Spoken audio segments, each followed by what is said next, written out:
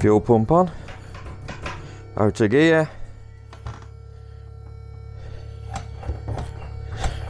couple of pumps,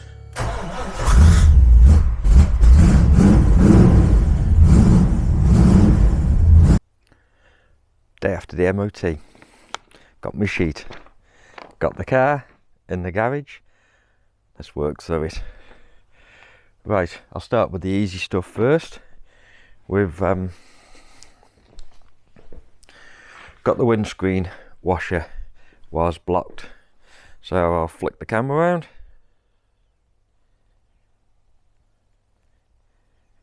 There we go. I have a pin in the garage for just such an emergency.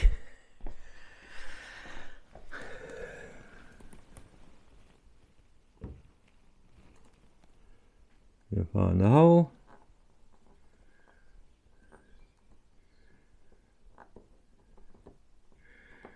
I might just actually tighten that up a little bit as well when I get in there. But that should clear the washer jet out. I'll lift it up a little bit as well, I think. There we go. Do the other one while I'm here. Right. That should have cleared that. The windscreen on the passenger side wasn't clearing water effectively. So you can possibly see there's a slight smear across the windscreen. And that's due to the fact that before I took the car for the MOT, I washed it with wash and wax car polish, and that's left a residue on the windscreen that's made the wiper blades less effective. So what I do like is Rain-X. I don't get paid for this, I just like it and I use it. Rain-X water repellent for the windscreen, use it on most of my cars. Should have used it before I went. And you put a little drop, I'll get a tissue and show you.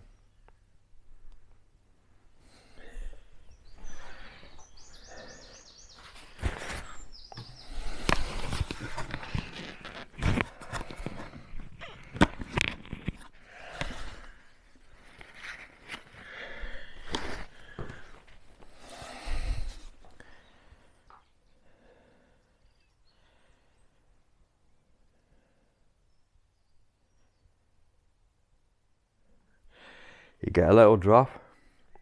Ooh, that's way too much on the tissue.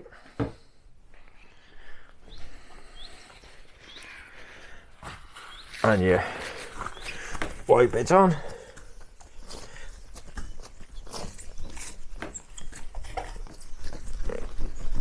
Polish. Actually, while I'm at it, I'll do the inside as well.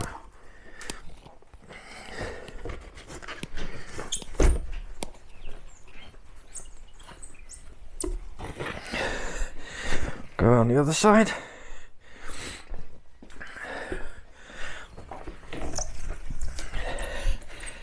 And this leans the windscreen up a tree. Got a few dead flies on it as well the other day.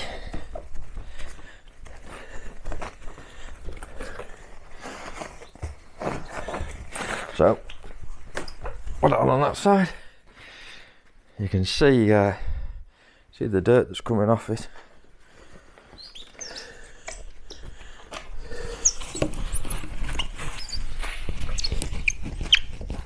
I'll put the camera down and do it slightly better in a minute. Get around the edges and everything. Give it a good polish in. Basically, you put it on and then you polish it till it all comes off.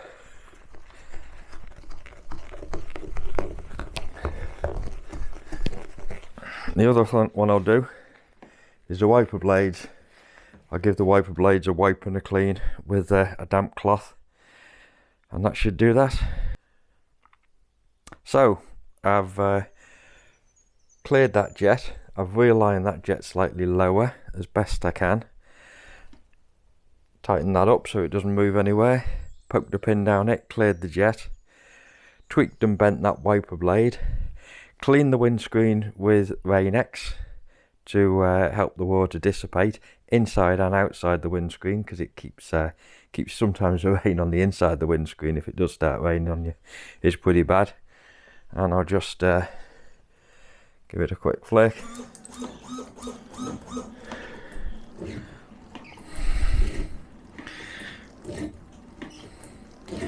And hopefully that'll be good enough. Don't know what else I can do with that. Left hand rear indicator was the other fail. As you can see, the right hand one's going a bit quick. The side repeater's going a little bit quick. And we go around the back. We got nothing. I'll take the cover off.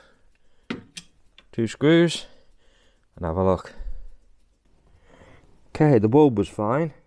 You can see here, we've got this wire here. If you can see very well, it's pulled out of that bullet connector there. So I'll put a new bullet connector on there. That should fix that one. There we go. So I'd just, if you can see inside here, if you can see very well, put a new bullet connector on the end of that. Replaced it. Ironically, just before I went in for the MOT, I was messing around with this side panel here, trying to get it to fit a little bit better. And just had a bit of time on my hands and probably dislodged the wire. AC. Handbrake adjustment. Right, this handbrake wasn't working, so they say. I managed to slacken the wheel nuts off, and the wheel wouldn't turn with the handbrake on. But yeah, the MOT said the handbrake wasn't working. So luckily, I managed to get down here, and oh, what can we see? Up there,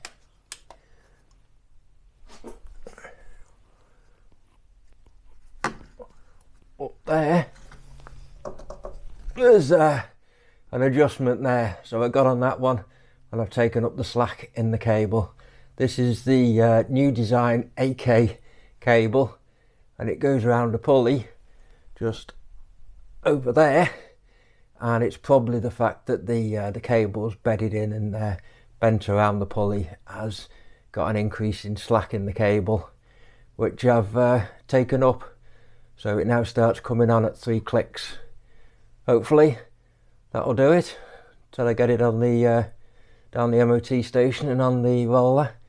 I won't know for sure. Another job ticked off.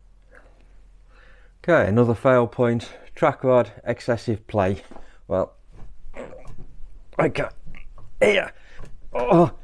detect any play in it.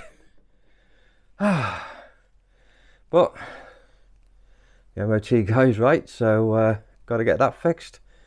I'll just nip it up. It's probably, you see, it's been powder coated, and it's probably the powder coating has just worn slightly in the hole, and hopefully tightening it up will just sort that out. Wheel bearing adjustment. Right, we have that cover over there, screwdriver in the edge, pop it off, put that down. Oh, that's now left us with a castellated nut cover and a split pin through it. So we remove the split pin, remove the castellated nut cover. Here's one I prepared earlier. There we go. Right, so there, try not to make you too dizzy. Here's a castellated nut cover and the split pin. You should always use a new split pin when you put them back together. It's very important. Now, to adjust them, we've put a spanner down somewhere. There we go. So, what we're looking at is you put the spanner on and you just take it up, just feel the play there, and then we'll rotate it around. There we go. Bed the bearing. So we're just, if you had a torque wrench you could set it to £5, But what we're looking at is just finding the point where it's taken up the play. There. That'll do me, sir. And we get the castellated back on, and we drop the split pin in, and that the dust cover back on, and that'll be the wheel bearing all adjusted, ready for the MOT. Split pin all fitted, bent back over, castellation. If you move that round, you can get the castellations to lie up perfectly with the hole to get the split pins through, so you can have it spot on the right tension. What I would say is, don't be tempted to over tighten that nut, because it'll cause the bearings to overheat, and it'll cook your bearings. Just needs to be just on the, just there. Okay. Release the ramp, drop it back down. We've gone through the sheet here. Sort it here. I think we're just about done now. Direction indicator not working. That was a broken bullet connector. Windscreen wiper does not clear windscreen effectively. Near side front. Adjusted the wiper blade angle and cleaned the windscreen with Rain-X. Windscreen doesn't provide sufficient fluid on the offside, so I poked a pin down there, cleared that. Track rod ball joint, excessive play, offside near. So with that one, it was probably the powder coating had just worn with the with use, and the ball joint had become ever so slightly loose. Just managed to nip it up. Wheel bearings, excessive play, I've just adjusted them, front, left and right. Brake hose, excessively twisted near side front, I've just untwisted it. And the lock stops on the rack had one side had also deteriorated, so I've replaced the lock stop, which was then causing the wheel to turn a little bit further left than right, which was highlighting the twist in the brake pipe. On the fixed brake pipe on the right hand side as well, I've positioned it slightly more aft as it was getting close to the flexi pipe for the front offside brake, so I've done that while I was down there. In parking brake inoperative near side rear, parking brake inoperative on one side, offside rear, parking brake efficiency below requirements. I think basically the cable has just bedded in, because this is the improved handbrake cable designed for the AK, and it's got a XJS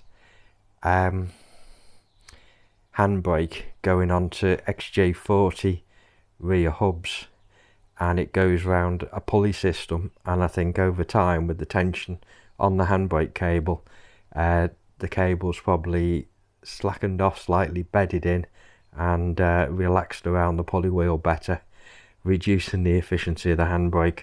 So I've just adjusted it up. I managed to get the adjuster above the diff and nip that up. So hopefully now we're back in for the MOT. I might try and take it back tomorrow if it's not raining, and we'll see how we get on. If he's not happy with that, I think I'll find somewhere else to take it. I think he was a little bit fussy, but there we go. That's his prerogative. Wish me luck. Like and subscribe if you want to see more of this and see how I got on.